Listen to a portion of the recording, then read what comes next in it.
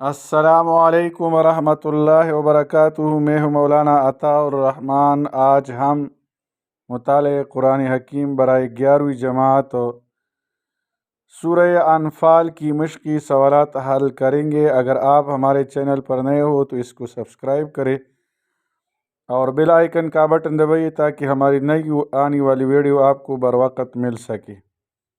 پہلا سوال ہے، مناسب ترین جواب پر درست کا نشان لگائیے۔ سورۃ الانفال نازل ہوئی، اس میں دال نمبر جزو یہ درست ہے غزوہ بدر کے بعد۔ دوسرا سوال ہے، مال غنیمت کی تقسیم کے احکام ہیں سورۃ الانفال میں؟ جیم نمبر آپشن ہے درست ہے۔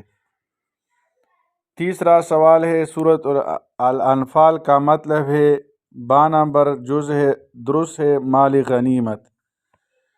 نمبر 4 سورۃ الانفال میں ذکر ہے الف نمبر آپشن درست ہے غزوہ بدر کا۔ نمبر 5 جہاد سے اصل مقصود ہے آخرت کا اجر اور رضائے الہی، یہ الف نمبر آپشن درست ہے۔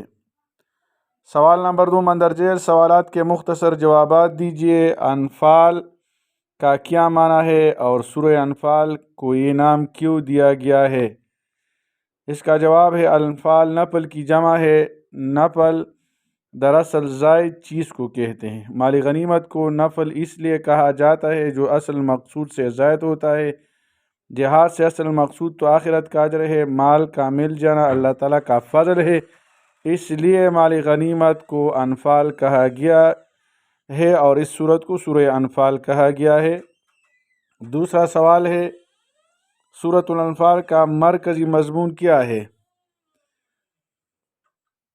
مال غنیمت کی تقسیم اور جہاد کے بارے میں بہت سارے احکامات بیان ہوئے ہیں، اس سورت کا مرکزی مضمون بھی یہی ہے۔ سوال نمبر 3 سورۃ الانفال کہاں نازل ہوئی؟ سورہ انفال مدینہ منورہ میں نازل ہوئی۔ سوال نمبر 4 سورہ انفال کے زیادہ تر مضامین کن امور سے متعلق ہے؟ جواب ہے مال غنیمت کی تقسیم اور جہاد کے بارے میں زیادہ تر مضامین ہیں۔ سوال نمبر 5 سورہ انفال کے آغاز اور اختتام پر کن کی صفات بیان کی گئی ہے؟ سورت کے ابتداء میں مسلمانوں کو تقوی، اطاعت حق، ذکر الہی اور اللہ پر توکل کی تعلیم دی گئی ہے، اور اختتام پر سچے اہل ایمان کی صفات بیان کی گئی ہیں۔ خالی جگہ پر کرے۔ تیسرا سوال ہے، مال غنیمت چونکہ اصل مقصود سے زائد ہوتا ہے اس وجہ سے اس کو نفل کہا جاتا ہے۔ نفل خالی جگہ میں۔ دوسرا، غزوہ بدر دور نبوی صلی اللہ علیہ وسلم کا پہلا باقاعدہ جہاد و قتال ہے جس میں کفار کی طرف سے مسلمانوں کو کافی مال غنیمت حاصل ہوا اور اس مال کی تقسیم کا معاملہ پیش آیا۔ تیسرا، سورہ انفال کے زیادہ تر مضامین غزوہ بدر کے موقع پر کافروں کے انجام بد، ناکامی اور شکست اور ان کے مقابلے میں مسلمانوں کی کامیابی اور فتوحات سے متعلق ہیں۔ سورۃ الانفال 2 ہجری سنہ میں غزوہ بدر کے فوراً بعد نازل ہوئی۔ سورہ انفال کے آخر میں میراث کے کچھ مستقل احکام دیے گئے ہیں۔ سوال نمبر 4 درجہ ذیل قرآنی آیات کا بامحاورہ ترجمہ لکھیے۔ پہلی، انما المؤمنون الذین اذا ذکر اللہ وجلت قلوبهم واذا تلیت علیہم آیاتہ زادتہم ایمانا وعلی ربہم یتوکلون الذین یقیمون الصلاة ومما رزقناہم ینفقون اولئک هم المؤمنون حقا لهم درجات عند ربہم ومغفرۃ ورزق کریم۔ انما المؤمنون الذین اذا ذکر اللہ کا ترجمہ ہے مومن تو بس وہی ہے اذا ذکر اللہ کہ جب اللہ کا ذکر کیا جاتا ہے، وجلت قلوبہم تو ان کے دل کانپ اٹھتے ہیں، واذا تلیت علیہم آیاتہ اور جب ان پر اس اللہ کی آیات تلاوت کی جاتی ہے، زادتہم ایمانا تو یہ آیات ان کے ایمان کو بڑھا دیتی ہے۔ وعلی ربہم یتوکلون، اور وہ اپنے رب پر ہی بھروسہ کرتے ہیں۔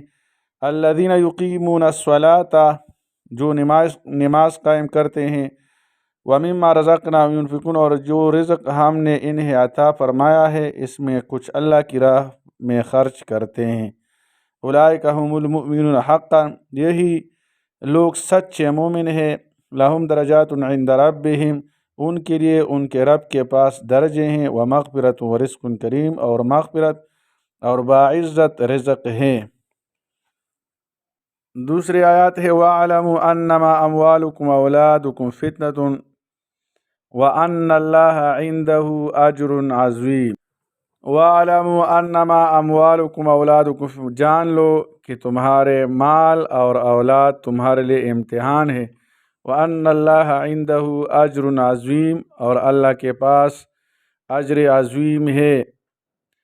تیسرا، یا ایھا الذین آمنوا، اے ایمان والو، ان تتقوا اللہ یجعل لکم فرقان، اگر آپ اللہ سے ڈرے تو اللہ تعالیٰ تمہارے لیے فرق لائے گا حق اور باطل میں۔ ویکفر عنکم سیئاتکم، اور تمہارے گناہوں کو مٹا دے گا۔